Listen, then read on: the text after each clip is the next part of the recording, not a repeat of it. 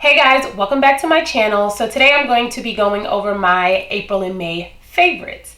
So over the past 2 months, I've been doing a lot of reading. I love reading for pleasure and for learning purposes. So the bulk of my favorites are actually going to be books. So before I get into those, I'm going to go over the two that aren't. So the first one is Acorns, which is an investing app, and it does it automatically. So this is what it looks like.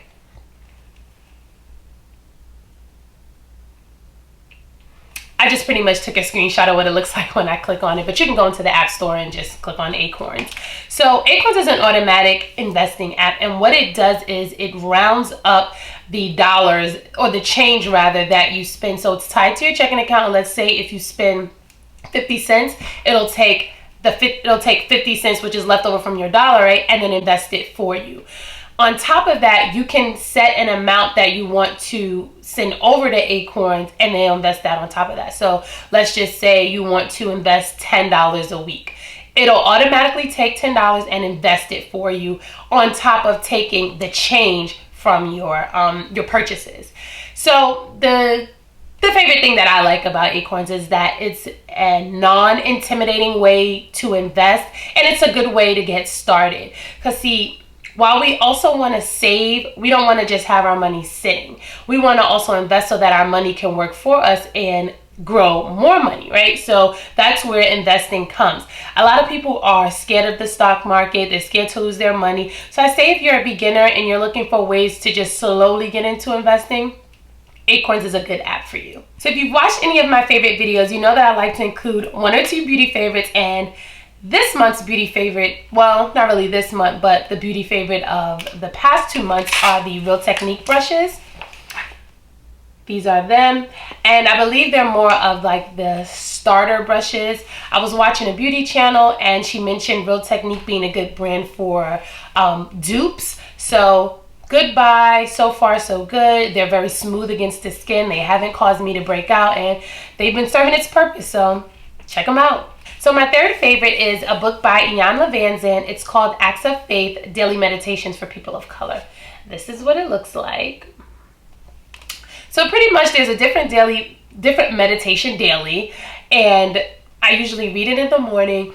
It helps me to tap into being mindful and things to be grateful for. I know that a lot of times you get caught up in the hustle and bustle of the day, rolling out of bed, rushing to get to work, and sometimes most times how you start your day sets the tone for how your day will go. And I think waking up and being able to sit still, read the meditation, and then think about it, absorb it, and then just tap into that thought process, it helps me to have a more peaceful day. Now don't get me wrong, I don't do it every day. I try to. It's actually keep it on my nightstand, but you know, sometimes hitting snooze on the alarm, or sometimes I do end up rushing and I'm not able to slow myself down. But it is my hope that I get into a daily practice of getting up, slowly reading, being able to, you know, calm myself and start the day with just being mindful and being grateful. The next book is called You Are a Badass. So this book is pretty much about tapping into your badassness. Like it's really just that simple. Like it's true to the title. A lot of times we talk ourselves out of things, or we're just not happy with the way that our lives are going, but what do we do about it? Nothing. A lot of times we just complain, or we just wallow in our own sorrow. And this book is all about saying enough is enough. I'm going to get up. I'm going to do what I have to do to reach my dreams and go for things. You know, a lot of times we are our biggest critics, and we'll be done talked ourselves out of things before we even give it a try. And a lot of times all it takes is that one step. And don't get me wrong, you may fail.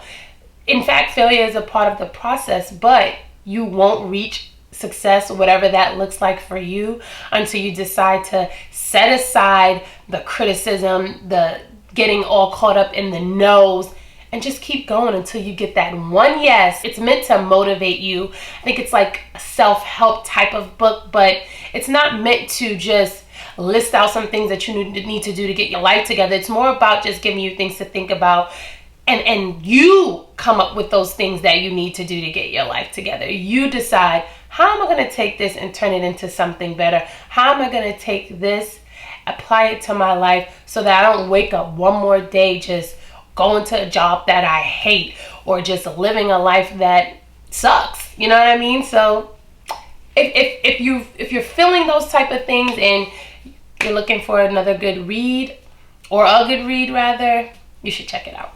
So my last favorite is a personal favorite, just because it's a finance book and it's geared towards women. It's called Nice Girls Don't Get Rich. Now this book goes over like 75 different mistakes that we as women make that hinder us from getting rich.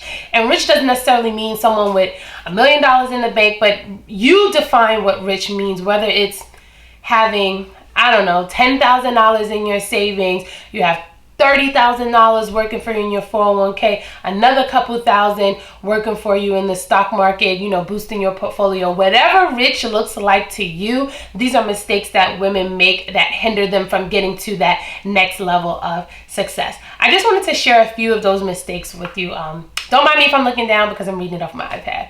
One of the mistakes was choosing to remain financially illiterate.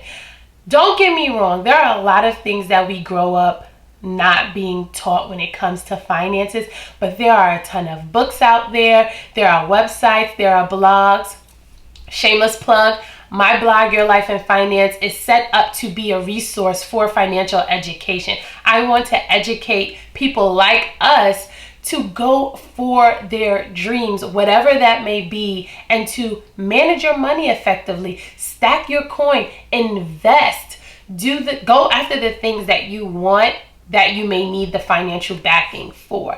And those goals are personal for you. It can be buying a home, it could be starting a business, you know, it could be sending your kids to college, but what are the mistakes that are hindering you from getting to that end goal?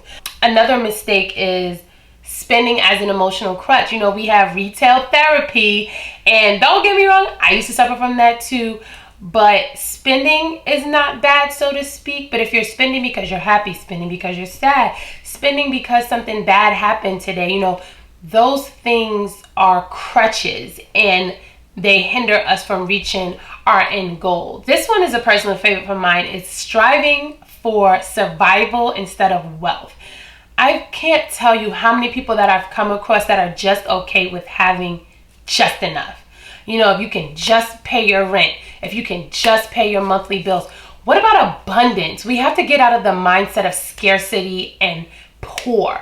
You know, think about wanting more. Envision yourself having more. Don't get stuck with where you are right now. Be grateful for where you are, but don't get stuck and complacent there. Don't be okay with mediocre. You know, there is more out there for you. You just have to be willing to set your mind on it and put the necessary actions in place to receive that. But a lot of times it starts with the mind. If you've already told yourself that you'll never have enough, you know what? You'll never have enough. Last one I'm going to share with you is working at a salary that you don't deserve. This is just so, like, this just has so many layers to it, because one, as women, it's known that we tend to make less than men. The other thing is women tend to pick up careers that are in the hospitality industry, and a lot of times those in general just pay less. Now, I'm not knocking those careers. I believe that you should do whatever it is that your heart desires, but you still within that have to make sure that you are being paid according to the value that you are providing to that organization or that company, whatever that industry, that career, you know, or job may be. One of the biggest myths, which I actually discussed in another video, about why people say they can't save, is because they feel like they don't earn enough. Now, what are you doing to earn more? Ask yourself that. And I'm going to leave you with that. These are my favorites for the months of April and May. I'm doing a lot of reading, so June might not be that exciting. I have a list that I've been keeping of books that I want to read, and I've kind of been in the mood to just keep keep learning and keep feeding, you know, my mind and my spirit. I will come and share those with you. Hopefully you enjoy them. If there's anything that you really want to see on my channel in regards to finances and lifestyle, please don't hesitate. Let me know. If you are ready to take charge of your finances and get educated, please head over to my blog, yourlifeandfinance.com, and I'll see you guys in my next video. Bye.